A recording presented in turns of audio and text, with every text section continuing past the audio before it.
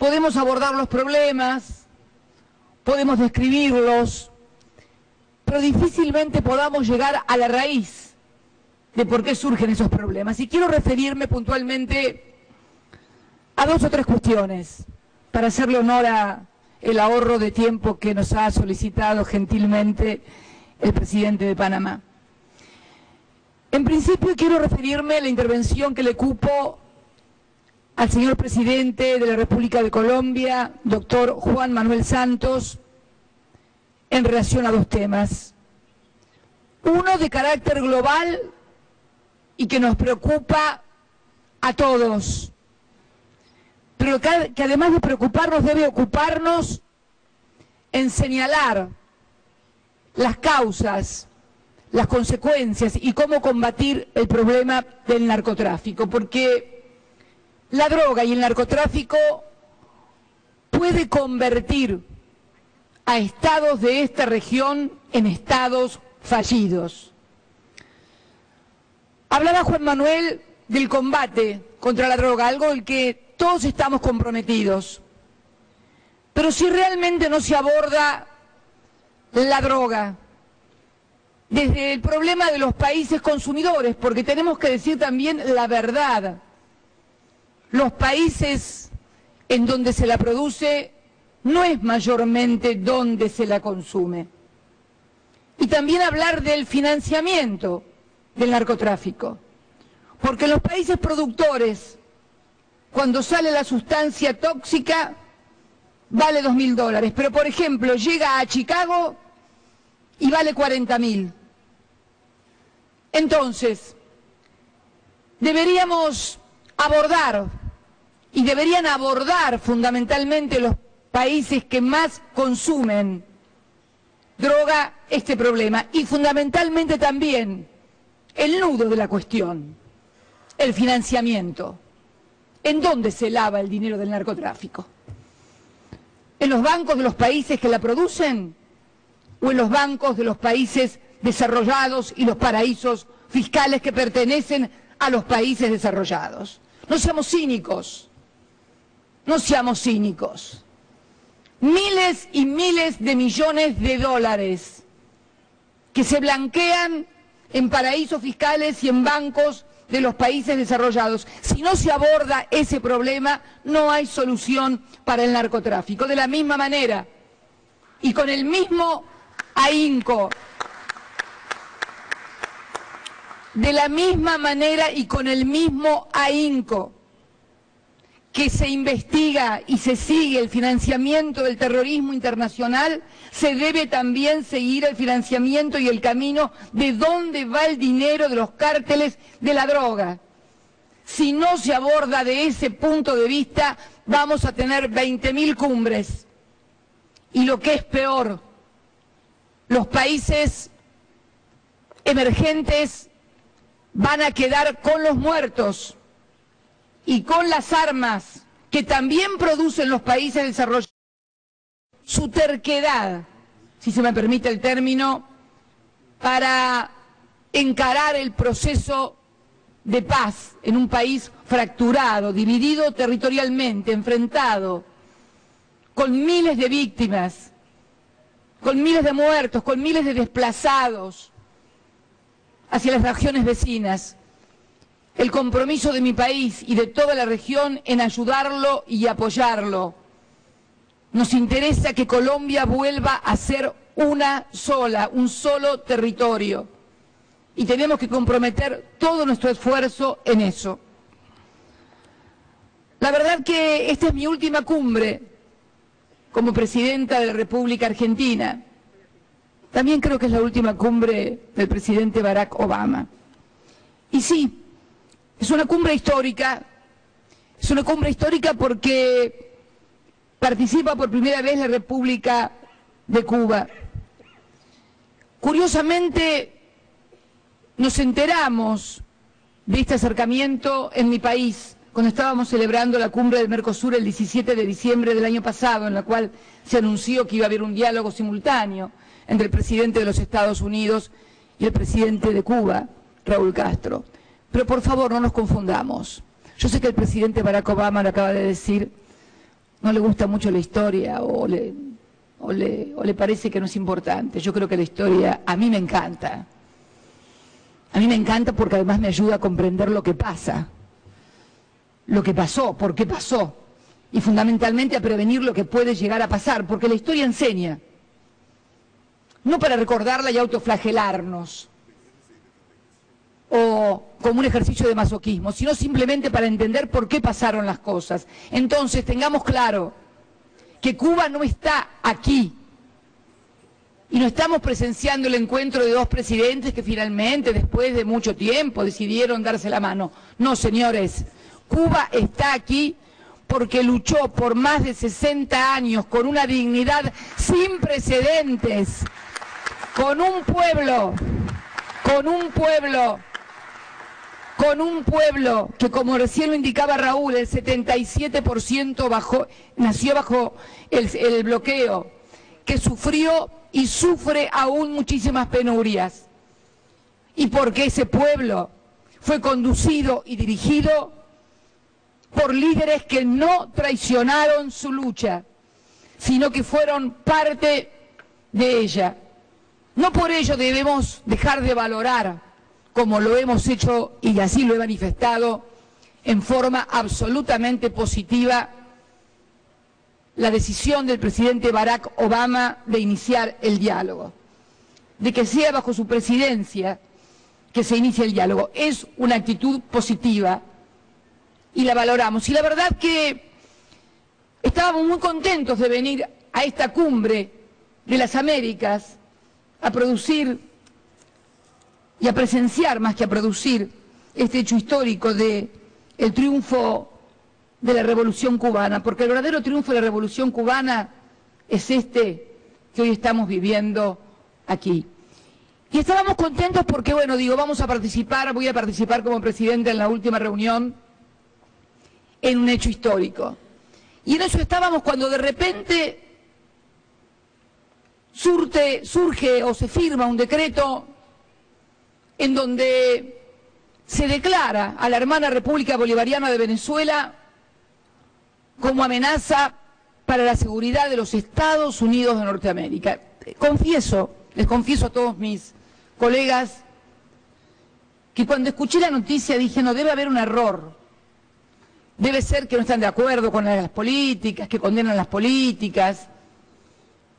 Y no, me trajeron la orden. Una amenaza para la seguridad de los Estados Unidos. Y la verdad que no me surgió una respuesta de carácter flamígero, antiimperialista.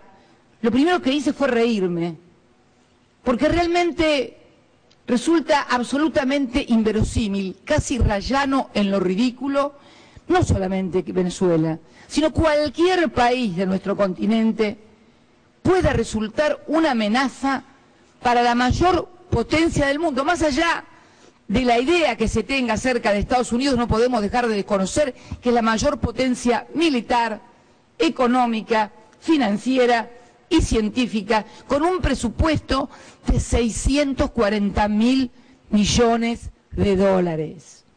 640.000 millones de dólares, que de paso, y agrego así como al pasar, deberían hacerlos más efectivos para combatir el narcotráfico y la inmigración ilegal, porque con tanto presupuesto no se entiende cómo no se puede combatir al narcotráfico y hay 11 millones de indocumentados. Pero siguiendo con el tema, le preguntaba anoche a Nicolás Maduro, ¿cuánto es tu presupuesto militar? Y creo que me dijo 1.000 millones, 2.000 millones de dólares, un poquito más.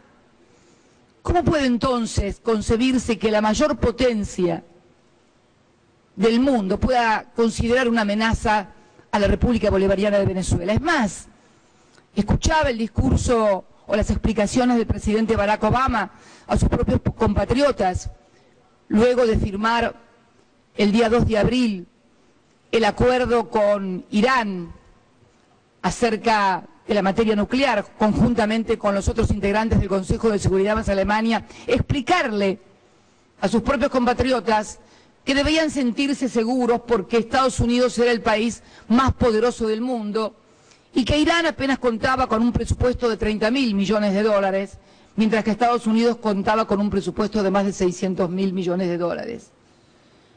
Es una sinrazón y es realmente una pena, presidente Obama. No sé si estará presidente o se habrá retirado, no alcanzo a ver, tendría que ponerme los anteojos y no tengo ganas. No está, no importa, alguien se lo contará. Es una pena, realmente, que tal vez producto de negociaciones internas en su país, porque sabemos también que no las tiene fácil, sabemos también de los sectores más reaccionarios, que lo acorralan, que le piden cosas, sabemos de la negociación política que tiene que llevar a cabo con varias dificultades, pero realmente, si querían enfrentar a Venezuela, deberían haber encontrado otra forma, porque en realidad nadie puede creer esto, como nadie puede creer que el Reino Unido haya declarado también una amenaza a mi país, la República Argentina, respecto de nuestro propio territorio, que son las Islas Malvinas. Resulta absurdo, un presupuesto de casi 60.000 millones de dólares, 2.3 del PBI del Reino Unido está dedicado a defensa. Absurdo también, pero me llamó la atención la similitud y la simultaneidad de ambas posiciones. Y me llama la atención porque han gobernado mi país dictaduras terribles, que acabaron con la vida de miles de argentinos y que fueron precisamente las que decidieron la guerra de Malvinas en 1982. Y sin embargo, con ellos se tuvo siempre relaciones, casi diríamos cordiales.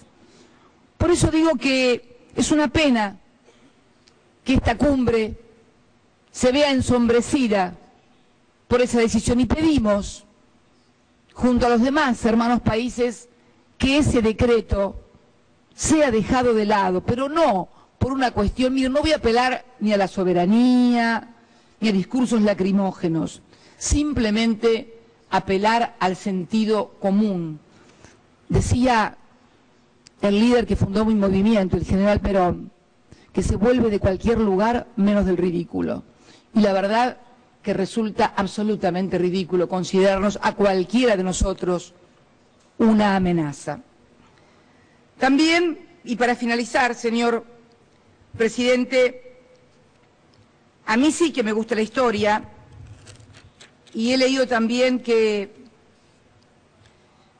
se dice que los días de nuestra agenda, lo dijo el presidente Obama también, en este hemisferio, a menudo suponía que Estados Unidos podía interferir con impunidad, ya están en el pasado. Es cierto que las interferencias que recordamos y que hizo mención, por ejemplo, el presidente Castro, derrocamientos de gobiernos democráticos, tal vez el más emblemático, el Salvador Allende, Jacobo Arbenz, forman parte de la historia de invasiones o de tercerización de los golpes a través de las Fuerzas Armadas locales de cada país. Pero también es cierto que ha surgido nuevas formas más sutiles de intervención e influencia en nuestros gobiernos, a través de lo que se conoce como los golpes suaves.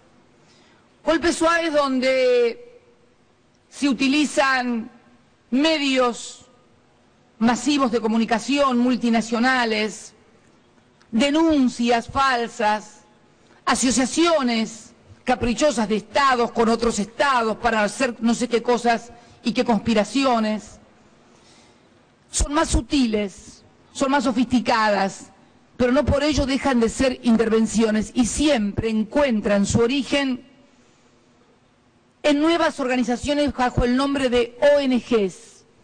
El otro día lo leí en un artículo muy interesante en un diario de México. ONGs que siempre luchan o por la libertad o por los derechos humanos o por todas cosas loables que todos compartimos, que nunca se sabe de dónde se financian, que siempre están dispuestas a hacer las denuncias más esotéricas, que nunca pueden comprobarlas, pero que apuntan claramente a la desestabilización de los gobiernos de la región y fundamentalmente de aquellos gobiernos, curiosamente, que más han hecho por la equidad, por la educación y por la inclusión social. Yo creo en las palabras de los que dicen que quieren un mundo más justo, donde los chicos vayan al colegio, donde todos tengan derechos, donde puedan estudiar, donde haya salud. Pero entonces, ¿por qué se combate y se tilda de populistas precisamente a los gobiernos que en América del Sur, que en la América Latina han sido los que mayor logros en materia de derechos humanos, de equidad, de inclusión, de educación, de salud han logrado? ¿Por qué apoyaban o apoyan a gobiernos que plantean políticas neoliberales, que excluyen ciudadanos? ¿Y por qué combaten a los gobiernos que por allí pueden tener diferencias, y es lógico que las haya, pero que podemos mostrar certificado y haber sido en esta década los que más compatriotas hemos incluido y le hemos robado al hambre, a la miseria y a la pobreza? Por eso digo, para finalizar, señor presidente, y no extenderme, que es necesario que luego, cuando hablemos a solas los mandatarios, lo hagamos con absoluta sinceridad. Todos sabemos que cuando hablamos de los grandes países dominantes en la región, cuando decimos Estados Unidos, no estamos hablando únicamente del poder ejecutivo. Estamos hablando de un montón de factores de poder, porque las propias conformaciones de las potencias van generando poderes que se van autonomizando del poder político electo por los pueblos y que muchas veces enfrentan a ese propio internamente poder político electo por los pueblos cuando esos gobiernos no sirven a los intereses de los grandes grupos. Y si no, y tomando dos ejemplos históricos, pese a que no les gusten, uno lo dio el propio Raúl Castro cuando nos cuenta que justamente cuando el presidente John Kennedy había entablado comunicación con el presidente Castro para comenzar el deshielo, resulta ser asesinado. Todavía no se sabe quién lo asesinó, pero lo cierto fue que no fue ningún comando ni bolivariano, porque no existía, ni cubano tampoco. Lo mataron en su país norteamericanos. Y Abraham Lincoln, otro hombre que también, fundador del Partido Republicano, gran patriota al que hizo mención mi querido amigo, el presidente de Ecuador, Rafael Correa, gran estadista que por suerte pudo ganar la guerra de secesión, que fue además el basamento de la grandeza de los Estados Unidos, porque no fue la cabaña del tío Tom la que lo movilizó a Abraham Lincoln a pelear en la abolición de la esclavitud, es que quería a los negros, en lugar de trabajar en las plantaciones, trabajando en las fábricas, produciendo valor agregado para hacer un gran país. Entonces la historia es importante para entender por qué países han surgido de una manera. Alguien lo preguntaba también, ¿cuál ha sido la diferencia? Correa, creo. ¿Por qué si nacimos todos al mismo tiempo o casi simultáneamente nuestros derechos de independencia, algunos todavía seguimos siendo países emergentes y otros como Estados Unidos han tenido la suerte de ser una gran potencia, la más grande del mundo? Bueno, porque hay que estudiar la historia y ver lo que hizo su dirigencia. Su dirigencia no fueron las élites que gobernaron nuestros países y que miraban a Europa o al norte para ver qué mandato les daban. Al contrario, fueron verdaderos patriotas, como Lincoln, como Jefferson, como Franklin. Entonces la historia es importante porque la historia nos explica por qué unos somos una cosa y otros son otra, porque todo tiene que ver con todo. Por eso, señor presidente de Panamá, quiero agradecerle profundamente esta reunión, la cordialidad. También quiero, para finalizar, extender una fraternal saludo, apoyo al desastre natural que está viviendo la hermana República de Chile y a su presidenta, mi querida amiga y compañera Michelle Bachelet. Y decirles a todos que es necesario, sinceramente, abordar con mucha sinceridad los problemas que tenemos. No le tengamos miedo a la historia, no le tengamos miedo a las ideologías, al contrario,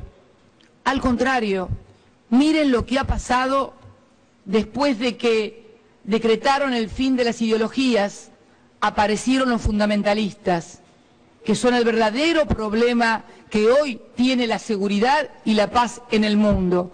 Mucho más problemático que las ideas, porque las ideas se pueden combatir con otra idea, pero cuando alguien te dice que mata en nombre de Dios, es mucho más difícil dar la pelea y el combate. Por eso no reneguemos de las ideologías. Fueron las que generaron la civilización del siglo XX, las que permitieron los sólidos fundamentos del adelanto científico que va a caracterizar el siglo XXI. Entonces, aprendamos de la historia, defendamos nuestras ideas y fundamentalmente entendamos que estamos ante un mundo diferente, con nuevos desafíos, que exige un nuevo marco teórico para entenderlo. Si no lo entendemos, difícilmente podamos abordar los verdaderos problemas y los verdaderos peligros. Muchas gracias y muy buenos días a todos y a todas.